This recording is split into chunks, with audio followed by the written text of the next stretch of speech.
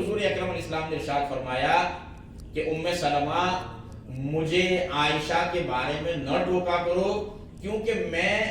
تم میں سے کسی کے بستر پر ہوتا ہوں اور مجھ پر وحی نہیں آتی، لیکن عائشہ کے لحاف میں رہتا ہوں اور مجھ پر وحی اترتی ہے۔ تو عائشہ کی فضیلت تمہارے رب کے یہاں بھی بہت بلند و بالا ہے۔ اسی بخاری شریف میں اسی چیپٹر میں سب سے پہلے حدیث امام بخاری یہ لائے کہ ایک مرتبہ حضرت جبریل نبی پاک صلی اللہ علیہ وسلم کی بارگاہ میں حاضر ہوئے اور حاضر ہو کر کے کہا کہ یا رسول اللہ صلی اللہ علیہ وسلم، یہ آپ کے سامنے عائشہ ہے، آپ اس کو میرا سلام کہیں، آپ اس کو میرا سلام کہیں۔ اللہ اکبر۔ حضور اکرم، امام بخاری روایت رہا ہے، حضور اکرم علیہ السلام نے حضرت عائشہ سے کہا کہ عائشہ یہ جبریل ہیں اور وہ تمہیں سلام کہتے ہیں۔ حضرت عائشہ نے کہا کہ علیکہ وعلیہ السلام ورحمۃ اللہ وبرکاتہ، اور آپ نے یہ کہہ دیا کہ وَتَرَى مَا لَا نَرَى مَا لَا أَرَى، یعنی یا رسول اللہ آپ وہ دیکھتے ہیں جو میں نہیں دیکھتی۔ یعنی جبرائیل، یعنی وہ یہ ارادہ کرنا چاہتی تھی کہ آپ جبریل کو دیکھتے ہیں لیکن میں نہیں دیکھتی، تو آپ کی بصارت اور آنکھوں میں اللہ نے وہ طاقت عطا فرمائی کہ آپ وہ دیکھتے ہیں جو میں نہیں دیکھتی۔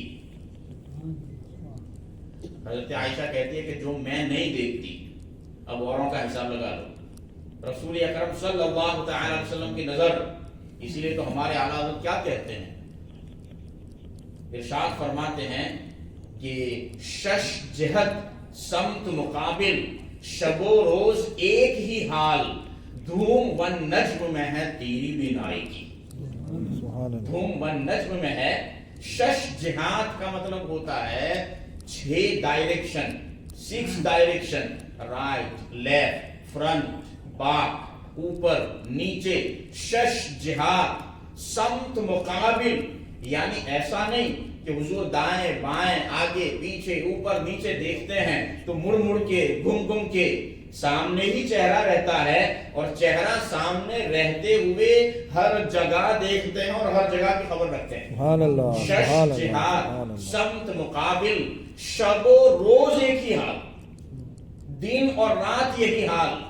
دھوم و نجم میں ہے تیری بینائی۔ تو حضرت عائشہ صدیقہ رضی اللہ تعالیٰ عنہ کی فضیلت کو بیان کر رہا تھا کہ حضرت عائشہ کے حوالے سے نبی پاک صلی اللہ علیہ وسلم نے ارشاد فرمایا کہ میں تم میں سے کسی کے بستر پر ہوتا ہوں اور مجھ پر وحی نہیں اترتی سوائے عائشہ کے، میں اس کے بستر پر ہوتا ہوں اور مجھ پر وحی اترتی ہے۔ اس کے بعد ایک واقعہ آپ کی زندگی میں ایسا آیا جس نے آپ کو بہت غمگین کیا۔ اب یہ واقعہ جو ہے،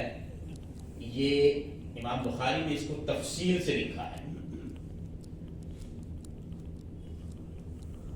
واقعہ افک کے نام سے یہ مشہور ہے۔ افک کا معنی ہوتا ہے بہتان، ایکیوزیشن انگلش میں اس کو کہتے ہیں۔ تو غزوہ بنی المریسع یا غزوہ بنی المصطلق دونوں قریب قریب ایک ہی ہے۔ نبی پاک صلی اللہ تعالی علیہ وسلم واپس ہو رہے تھے اور اس سے پہلے پردے کا حکم اتر چکا تھا، یعنی عورتوں کو پردوں میں رہنا ہے، اور مرد حضرات اگر عورتوں سے کچھ مانگنا چاہے they can ask from behind the curtain, not directly۔ قرآن میں آج ہی اس کی تلاوت کی جائے گی اس آیت کی، فَاسْأَلُوهُنَّ مِنْ وَرَاءِ الْحِجَابِ ذَلِكُمْ أَطْهَرُ لِقُلُوبِكُمْ وَقُلُوبِهِنَّ، تم ان سے پردے کے پیچھے سے سوال کیا کرو، اس میں تمہارے دلوں کی پاکیزگی بھی ہے، ان عورتوں کے دلوں کی پاکیزگی بھی ہے۔ یہ آیت جو ہے آج بھی تلاوت ہوگی تراویح کے اندر۔ تو پردے کا حکم اتر چکا تھا۔ حضرت سیدہ عائشہ صدیقہ رضی اللہ تعالیٰ عنہ فرماتی ہے کہ میں قضائے حاجت کے لیے گئی تھی، اور اس وقت عورتیں جو ہیں وہ حودج یعنی پالان میں بیٹھتی، اور پھر پالان جو ہے وہ ہر طرف سے بند ہوتا اور اس کو 2 آدمی اٹھاتے۔ تو حضرت عائشہ کا پالان وہی رکھا ہوا تھا، اور آپ قضائے حاجت کے لیے گئی، واپس بھی ہو گئی، پھر دیکھا کہ میرا ہار گم ہو گیا ہے، میرا ہار گم ہو گیا ہے۔ ہار گم ہونے والی بات حضرت عائشہ کی زندگی میں شاید 2-3 مرتبہ پیش آئی۔ یہی حضرت شارح بخاری نے نزہۃ القاری میں لکھا ہے، کیونکہ امام بخاری ہار گم ہونے والی روایت کو باب التیمم میں بھی لائے ہیں، اور یہ واقعہ عفق جو ہے اس میں بھی اس کو ذکر فرمایا ہے، لیکن باب التیمم میں اس کی شکل و صورت کچھ اور ہے، وہاں کچھ اور ہے، تھوڑا بہت اختلاف ہے۔ تو حضرت عائشہ کے ہار گم ہونے کا واقعہ جو ہے وہ ہو سکتا ہے کہ متعدد بار پیش آیا ہو، ایک بار جب پیش آیا اس وقت آیت تیمم نازل ہوئی تھی، اور اس کے حوالے سے یہاں تک آیا ہے بخاری شریف کے اندر کہ حضرت عائشہ کا ہار گم ہو گیا۔ یہ پہلا بیان کر رہا ہوں، حضرت عائشہ کا ہار گم ہو گیا۔ حضور اکرم علیہ الصلوۃ والتسلیم نے لوگوں کو حکم دیا، کچھ لوگوں کو، صحابہ کو، کہ جاؤ اور جا کر کی تلاش کرو۔ تو وہ صحابہ تلاش کرنے لگ گئے، اور نماز کا وقت آ گیا، وہاں پانی تھا ہی نہیں، انہوں نے بغیر پانی ہی کی نماز پڑھ لی، اور پھر حضور کے بغیر وضو کی نماز پڑھ لی، اور پھر حضور کی بارگاہ میں آئے اور حضور سے پوچھا کہ یا رسول اللہ یہاں پانی نہیں ہے اور کوئی صورت تھی نہیں، تو ہم نے تو ایسے ہی بغیر وضو کی نماز پڑھ لی، آنکھ مت پڑھ لینا ہے، یہ آیت تیمم کے نزول سے پہلے کا مسئلہ ہے۔ تو صحابہ نے یہ کہا، اور پھر صحابہ نے حضور سے جب یہ کہا، حضرت عائشہ سے خود روایت، حضرت عائشہ فرماتی ہے کہ نبی پاک صلی اللہ علیہ وسلم کا سر مبارک میری گود میں تھا، اور حضور آرام فرما رہے تھے، حضور آرام فرما رہے تھے اور آپ کا سر مبارک میری گود میں تھا۔ صحابہ پھر حضرت ابوبکر صدیق کے پاس آئے، اور حضرت ابوبکر صدیق سے بھی شکایت کی کہ آپ کی بیٹی نے ایسی جگہ پر ہمیں ٹھہرا دیا ہے جہاں نہ پینے کا پانی، نہ وضو کا پانی، اور بغیر وضو کے نماز پڑھنی پڑی ہم کو۔ حضرت ابوبکر صدیق حضور کی بارگاہ میں آئے، دیکھا کہ عائشہ رضی اللہ تعالیٰ عنہا کی گود میں آرام سر رکھ کر کے حضور آرام فرما رہے ہیں، تو آپ نے حضرت عائشہ ہی کو ڈانٹنا شروع کر دیا، اور حضرت، کیونکہ والد ہے نا، والد کو حق ہے، تو حضرت ابوبکر صدیق نے یہ کہا کہ تم نے رسول اللہ کو اور ان کے صحابہ کو ایسی جگہ رکا دیا ہے جہاں پانی کا نام و نشان نہیں، بغیر وضو کے نمازیں پڑھنی پڑ رہی ہے۔ حضرت عائشہ کہتی ہے کہ مجھے یہاں تک کوسا کہ مجھے ایک چٹھی بھی بھری ہے، کچھو کا دینا ہمارے گجرے میں اس کو چٹھی بھرنا بولتے ہیں، یوں کر کے چٹھی بھری، اور کہا کہ ایسی جگہ تم نے رکا دیا ہے۔ حضرت عائشہ کہتی ہے کہ مجھے اتنا درد ہوا تھا، لیکن صرف رسول اللہ کے آرام کا خیال تھا، اس لیے میں نے حرکت نہیں کی۔ رسول اللہ کے آرام کا خیال اتنا افضل اور اتنی اعلیٰ عبادت ہے، اتنی اعلیٰ عبادت ہے کہ حضرت ابوبکر صدیق کو قدم نہ ہٹانے دیا، اور حضرت عائشہ کو ران سے نبی پاک صلی اللہ علیہ وسلم کا سر نہ ہٹانے دیا۔ یعنی ساری فرائض اور سارے واجبات میں سب سے اہم فرض اصل الاصول بندگی استاذور کی ہے،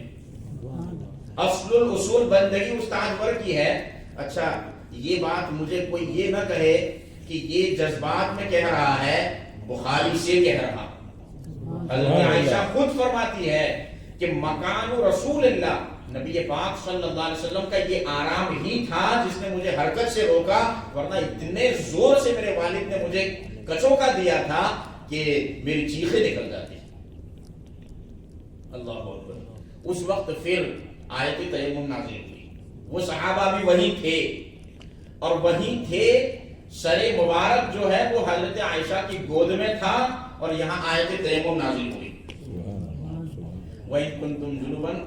قرآن مقدس میں فَتَيَمَّمُوا صَعِيدًا طَيِّبًا فَامْسَحُوا بِوُجُوهِكُمْ، اگر تمہیں پانی نہ ملے تو پھر پاک مٹی کا قصد کرو۔ یہ آیت تیمم نازل ہوئی تو صحابہ میں حضرت اسید بن حضیر بھی تھی۔ حضرت اسید بن حضیر کون صحابی معلوم ہے؟ یہ وہ صحابی ہے کہ جن کی تلاوت سننے کے لیے آسمان سے فرشتے اترتے تھے، یہ بھی بخاری شریف میں موجود ہے۔ حضرت اسید بن حضیر، حضرت اسید بن حضیر کہنے لگے کہ اے آل ابو بکر، یہ تمہاری وجہ سے پہلی برکت نہیں ہے، کئی برکتیں ایسی تمہاری وجہ سے اترا کرتی ہیں۔ اور ایک روایت میں امام بخاری نے جہاں کتاب التیمم میں اس حدیث کو ذکر کیا، وہاں یہ ذکر کیا کہ حضرت اسید بن حضیر نے یہ کہا کہ اے آل ابو بکر، بالخصوص حضرت عائشہ سے کہا کہ عائشہ جب بھی تم پر کوئی ایسی بات آتی ہے جسے تم ناپسند کرتی ہو لیکن بعد میں امت کے لیے اس میں آسانی ہوتی،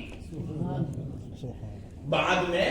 اس وقت تمہیں یہ پسند نہیں تھا کہ میرا ہار گم ہو جائے اور یوں میں حضور کو اور صحابہ کو ایسی چٹیل میدان میں روک لوں، لیکن دیکھو اس بات کو تم ناپسند کر رہی تھی لیکن امت کے لیے صبح قیامت تک کے لیے آسانی نازل ہو گئی، جب بھی پانی نہ ملے وہ تیمم کر کے نمازیں ادا کر سکتے ہیں۔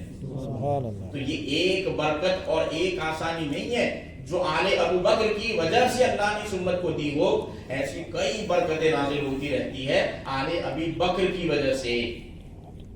تو آل ابی بکر کا صدقہ تو پوری امت پر ہے۔ رافضیوں سے میں کہنا چاہوں گا کہ پھر اتنی جلن تمہیں ہے کیوں نہیں؟ تمہیں ہے کیوں اتنی جلن؟ آل ابو بکر سے اتنی جلن تمہیں کیوں ہے؟ آل ابو بکر کا احسان صبح قیامت تک ہے، اور اگر تم آل ابو بکر کا احسان نہیں مانتے، چٹیل میدان میں پانی نہ ہونے کی صورت میں تیمم کرنا بند کر دو، کیونکہ یہ تیمم والی برکت اور یہ آسانی آل ابو بکر کی وجہ سے نازل ہوئی ہے، اور امام بخاری نے اس کو ذکر کر دیا ہے تو ماننا پڑے گا کہ مضبوط حدیث ہے۔ اچھا، حضرت سیدہ عائشہ کے ہار گم ہونے والا جو واقعہ ہے وہ اس سے ملتا جلتا ہے، لیکن وہ دوسرا واقعہ جب غزوہ بنی المصطلق سے واپس ہو رہے تھے حضور، اور آپ نے کسی صحابی کو حکم نہیں دیا تھا کہ آپ جو ہے وہ عائشہ کا ہار تلاش کرو۔ حضرت عائشہ نے اس میں خود بیان فرمایا کہ میں قضاء حاجت کے لیے گئی تھی اور وہاں میرا ہار گم ہو گیا تھا، اور میں پھر آئی اور پھر میں دوڑی، اور جب میں واپس آئی اس وقت میں نے دیکھا کہ میرا ہار جو ہے وہ تو مجھے مل چکا ہے، لیکن قافلہ جو ہے، حضرت عائشہ کہتی ہے کہ میرا پالان جو ہے وہ اٹھا کر کے دو آدمی لے کر کے چلے گئے، انہیں احساس نہیں ہوا کہ میں پالان میں نہیں ہوں، اس وجہ سے کہ اس وقت میری عمر بہت کم تھی اور میرا جسم بہت دبلا تھا۔ بھائی جسم دبلا ہو، 10-12 سال کی عمر ہو، تو کیسے پتا چلے گا کہ اتنے بڑے پالان کے اندر اتنی چھوٹی عورت ہے بھی کہ نہیں؟ So the companions who were carrying this howdah, they did not feel that Sayyidah Aisha is not there. They took it and they carried it away. وہ لے گئے۔ حضرت عائشہ کہتی ہے کہ میں بیٹھی رہی تھوڑی دیر، پردے کا حکم چونکہ نازل ہو چکا تھا اس لیے مکمل